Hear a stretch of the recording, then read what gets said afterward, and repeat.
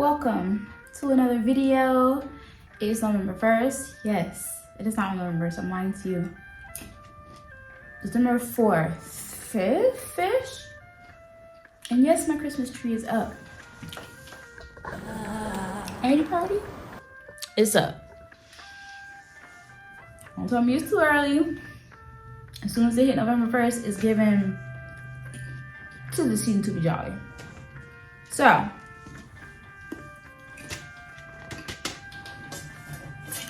got my little Christmas popcorn bucket. You already know this about to be filled with some sewing tools. It's done or something. So I'm working on a new project, or getting started on a new project, and I had this idea.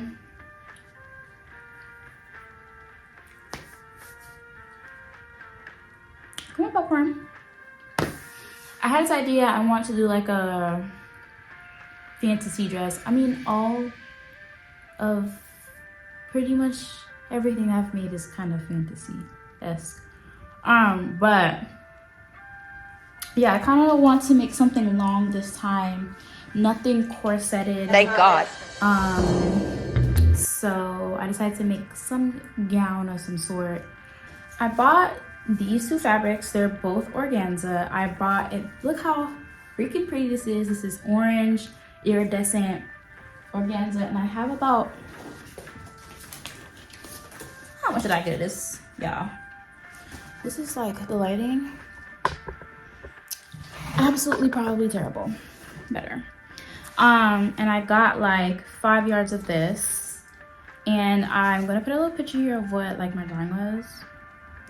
But I wanted to do the outer jacket, outer part of the dress with this right here. And I want puff sleeves. I want puff sleeves, and the underdress is gonna be made out of this organza. Now originally I was gonna get iridescent this is crystal organza. Originally I was gonna get iridescent organza this, but it was given cellophane. It was given cheap. I just feel like maybe like one part being iridescent, the other part being kind of like not so much like costumey would look cute. I don't know. We're gonna see.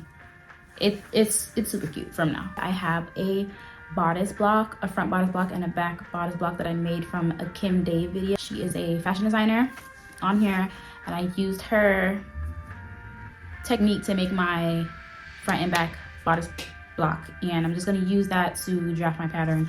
And wow, something new, I'm actually going to make a mock-up for the top. So yeah, because I don't want any surprises. That's, even though organza is not expensive, I got that from Fabric Wholesale Direct. It was quite cheap. Oh, they didn't put the price on here, but it was cheap. It was cheap, and wasn't that expensive, but it's gonna start racking up because I bought, this is over like, it was 5 yards of the orange and like 8 yards of the white, so that was like 13 yards. It starts getting up there. So I have this leftover fabric from drafting a video that I won't be posting because I was rushing to get done and didn't really record all of it. But that jumpsuit alien thing, yeah, I made that, but I didn't get as much footage for it to be video, so yeah. But I did buy some, I did make a mock-up. Oh, I'm a mock-up girly now, I guess. And because I don't be having patience sometimes for mock-ups. I just don't be having, like, school be teaching you to make the mock-ups, and I'm like, yeah, I hear you. And I only do it because it's part of our grade. And I only did it because it's part of our grade. But who finna tell me to make a mock-up? Who finna tell me, oh, I need to make a mock-up? Nobody ain't finna tell me that. They ain't finna tell me. They ain't finna tell you that either. But you should make a mock-up though, so that you don't waste your expensive fabric or your non-expensive plethora of fabric that became expensive because you bought a lot of it. Okay, so we're making a mock-up. We're gonna do that right after I draft the pattern from the paper. Yeah. Welcome to a new segment of the video, which is find the most random things around you to use as weights. Today's contenders are this pack of snowflakes and this PS5 controller. I'm really curious to know what random items you guys are using as paperweights, so just comment it below. Laying down my front and back bodice pieces on my pattern paper. Well, this is actually gift wrap paper from Walmart. But anyway, I just made sure I marked, I basically traced out my whole entire pattern. I marked the darts, I marked all the style lines, the upper and bottom bust, even though you don't really need that, but you definitely need to mark your darts. I stood in the mirror and I just kind of measured down where I wanted the V to stop at, and then I laid my measuring tape going down my bust, not at an angle but going down my bust, and I just measured where that V was like across, and it was about like 10.5 inches. You're then going to take your measuring tape, which a ruler probably would have made more sense, and put it in the midpoint of your shoulder and measure down whatever measurement that you have. For me, again, that was 10.5, so I marked down 10.5. I squared that out and made a line all the way down to the center front. I knew that I was going to have to shorten the shoulder because it was way too long and way over my shoulder tip when I made the alien jumpsuit, so I brought it in about an inch at the armhole, and then I made sure it was about like 2.5 or 2.5 inches wide, and then from that point I tapered it down to the center front line where we drew that 10.5 inch line. Make sure you guys don't leave this as a straight line. I did go back and curve it with my French curve. Also make sure you draw in your new armhole. After drawing a line 2 inches under the bust dart, then a 45-degree angle from the center front to that line, I used my French curve ruler to curve out this line to the first dart leg.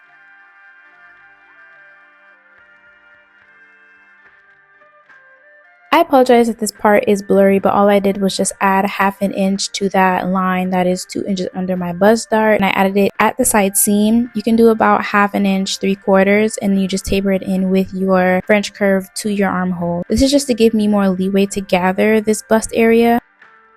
Taking the shoulder width measurement from my front bodice pattern, I'm going to replicate that on the back bodice pattern, basically taking an inch from the armhole, and then however wide my shoulder was, I'm going to mark that from my new armhole line towards the neckline. Draw my neckline 1 inch in the back, and then use my French curve ruler to draw a new neck hole curve. Neck hole? Neck hole? Why does it sound so weird? Neck hole. New neckline curve. Neck curve. Taking this measurement, I replicated onto the back bodice and drew a straight line. I wanted to get rid of the dart on the back bodice, so what I did was measure how wide the dart was at this point and then take it in from the side seam, taper it up into the armhole using my French curve ruler all the way until where the top of the dart would be, aligned with the side seam. I labeled all my pieces accordingly. I had 3 pieces for the front and then 3 pieces for the back. Fortunately, I did not get this on camera, but I did cut my pieces out, place it on paper again, and trace everything out, adding my 3/8 of a seam allowance everywhere before cutting it out of my mock fabric. I'm gathering the top of the front bodice to take out that 1/2 inch added to the side seam and the top of the dart, since I only took in the dart amount on the top of the back bodice and not the front. After sewing together the bottom paddles, I make sure the top of the bodice lines up and stitch those together.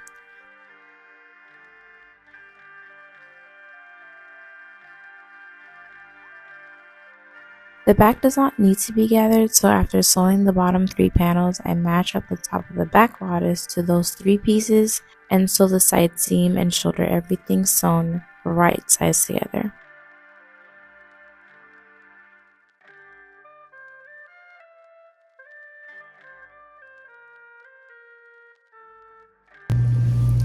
Alright, so I made the mock-up and there are a lot of issues. I just feel like I don't want to add a dart here, so I'm going to research on how I can shorten this out. Probably I just need to like come up all the way like this with it. The back is way too gapey and I measured it, it's like an inch I need to take in. So I chopped off some of my armhole in the shoulder, but it was still doing this gaping thing, so I marked a dart and took in my armhole some more because it was way too far in my arm.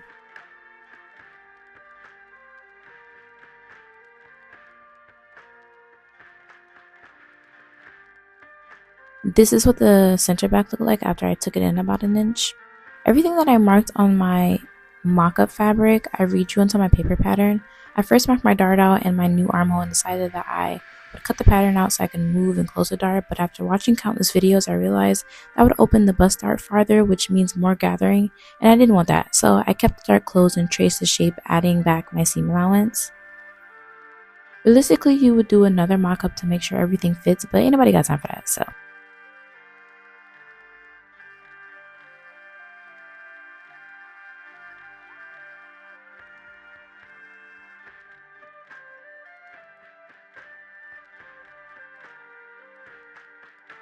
Right here is where I decided to seam at the top of the front bodice out, pin the dark clothes, and trace along the shape regarding the new armhole I drew, which I should have done this initially since trying to trace it onto already existing pattern while it was still attached to the bottom panels does not make any sense. I was making sure the bodice shoulder seams were matching up, but next time I'm just gonna cut out the back bodice and trace it like I did the front to get the exact fit. But at this point, I just want to be done with this mock cut. These are my pieces cut out. Ain't they pretty how they just glisten in the light? Don't they just look like a magnolia in May? All of my pattern pieces besides my sleeves were 3 layers of fabric. This just achieved the opacity I wanted. And I made sure to base stitch those down so they went nowhere. I finally finished sewing all of the pieces together, as in like sewing all of the 3 pieces, all the 3 layers together, and I like the opacity that it's giving. So now it's just time to assemble the top part. By now, hopefully you got the gist. You sew your gathering stitch, then pull until it fits. You sew your bottom panel bits, then attach it to the part that holds your tits. We move on to the back. It's basically the same, just no gathering here at all to claim. Sew your bottom panels with the same 3/8 and attach it to the top of your back, and then we slay. Thank you, I'm here all week. Top is sewn together. I tried to do that lap seam thing. The seams were way too thick. It's literally like turning over 6 pieces of fabric. It was not trying to vibe with that. It was not trying to go with that at all, but oh, how itchy I am right now. I'm having a little problem. Okay.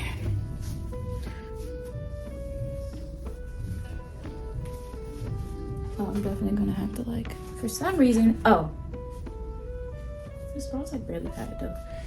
Anyway, this is the vibe that we got going on right now. Armhole is like a little tight, so I think I'm gonna drop it. I'm gonna drop the armhole, like maybe like right here. So after I cut out what was probably an inch from a Métis pits, I tried it on and it fit well, so I just went on to drafting the sleeves. I made out the front sleeve and I traced it, and then the back sleeve and I traced it, and then I just did this top part. It's off, it's completely off. Like this is like 10 on the right side and then like 10.5. The sleeve is actually 8, 9.5. Like it's off, but it's fine because I still have to slash it and spread it, so it really is whatever. And that's exactly what I did. I took my scissors and I cut the pattern in 6 different places, yeah? And then I separated those bloody parts 1 inch apart. You over here and them over there.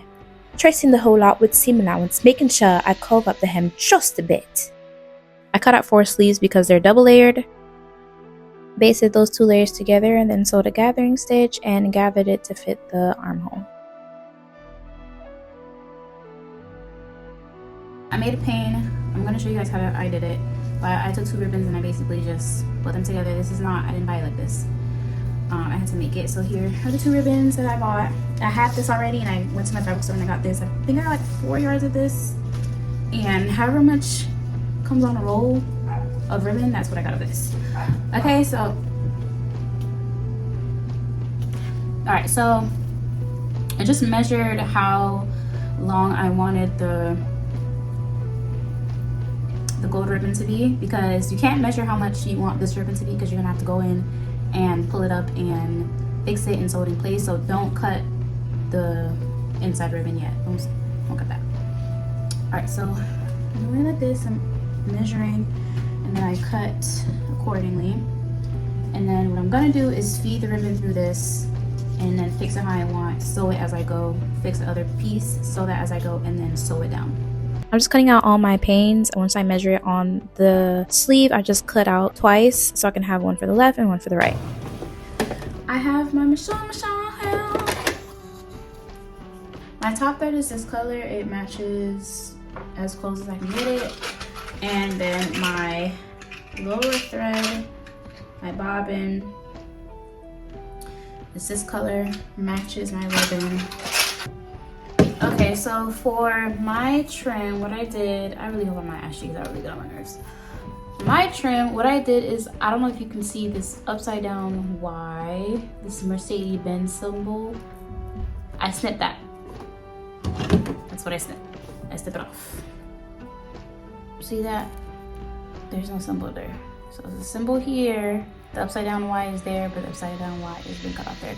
So I'm gonna go ahead and just cut in only the bottom flower, the Y on the bottom is what I'm cutting. Now you just need to figure out if you want to start your pain going under or if you want to start your pain going under. I think I'm gravitating. It kind of looks a bit more put together with it going under. So that's what I'm going to go with. Make sure that your ribbon is faced the same way. Mine is like a satin finish and it's satin on each side. I know certain ribbons are like matte on one side and satin on the other side. This is satin on both sides. So I'm going to go under here. I'm going to go under here and I'm going to pull it through here. Be careful to not break the other pieces, like break the other legs. And then you're going to finagle it. Alright, so now I'm just going to feed, I'm going to turn it upside down. And I'm just going to feed it through all of them.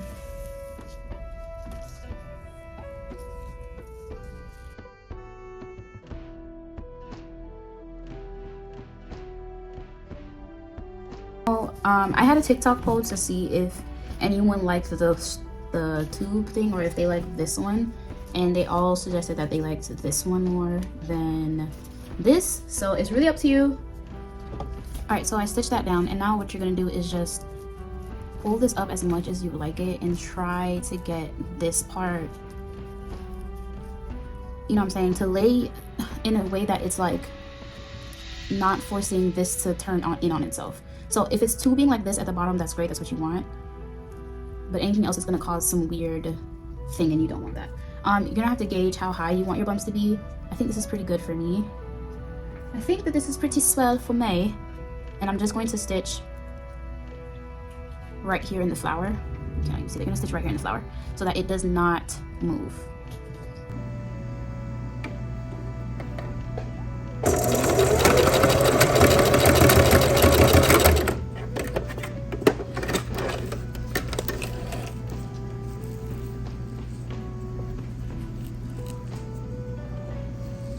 That's how that looks, and I'm gonna go in and stitch right here in the corners right here, and then pull this up and then stitch at the top of this flower again. It's just very repetitive, very repetitive.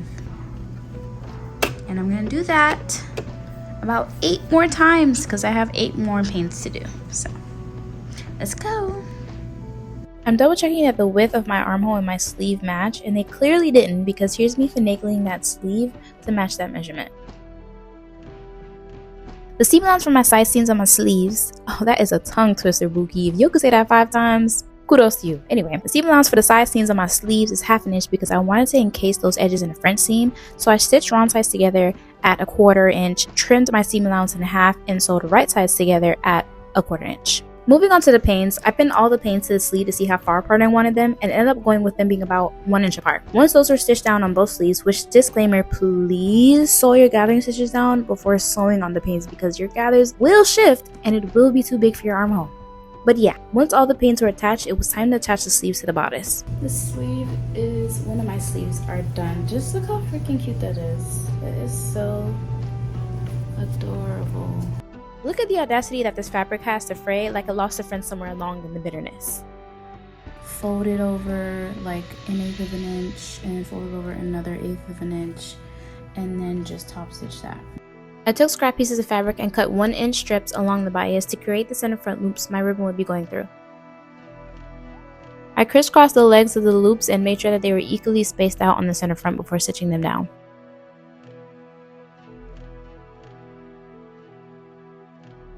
After sewing those to the center front bottom panel, I added the rest of the gold trim to those center front panels, going around the entire neckline line of the bodice.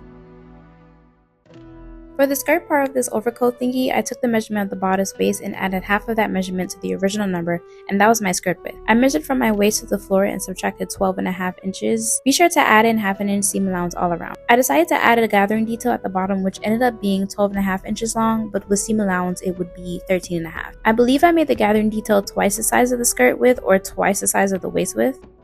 I gathered the skirt to match the waist, finished off the edges by folding them in 1/4 of an inch twice and top stitching. I did the same for the gathered bottom but made sure the width was equal to the hem of the skirt, sewed them to each other with a French seam, and hemmed the bottom with that 1/4 of an inch double fold top stitch. Now that the skirt was complete, it was time to attach it to the bodice. I used a French seam to do so to secure all the seams because this organza frays like crazy.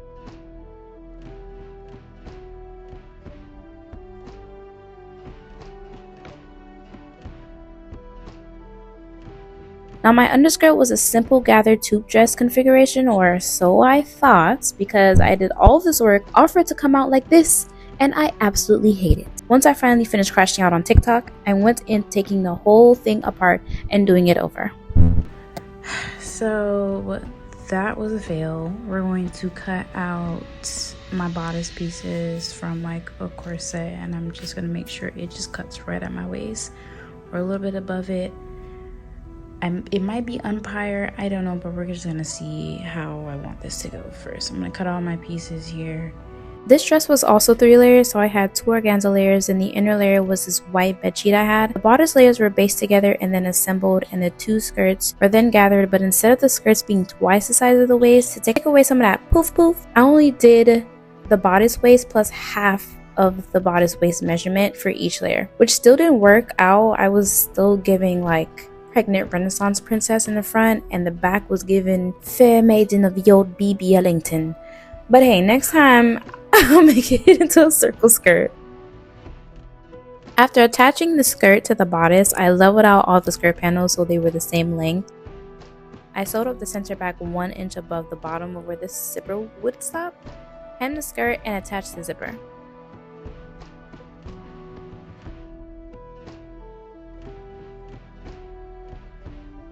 For the arm giblet holders, I cut 2 rectangle pieces of organza that were the same width as my bicep, plus half that measurement and another inch for seam allowance, with a length of 64 inches. I finished the entire border of the rectangle by turning the edges in 1/4 inch twice and top stitching. Taking 3/8 to 5/8 inch elastic, you're going to measure how tight you need it to fit around your bicep. Don't make it too loose or it will keep slipping down. I marked the middle of the top of the rectangle with a pin and the midpoint of the elastic. I lined these 2 points up with the elastic on the inside of the sleeve right up under the finished seam.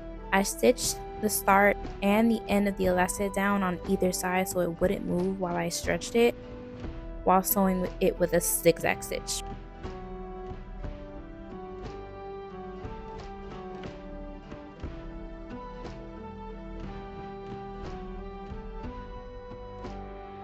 The last thing to do is to just sew the sides together from the top down 6 inches. And finally, after 500 years, which is 20 minutes in YouTube time, the dress is finally finished.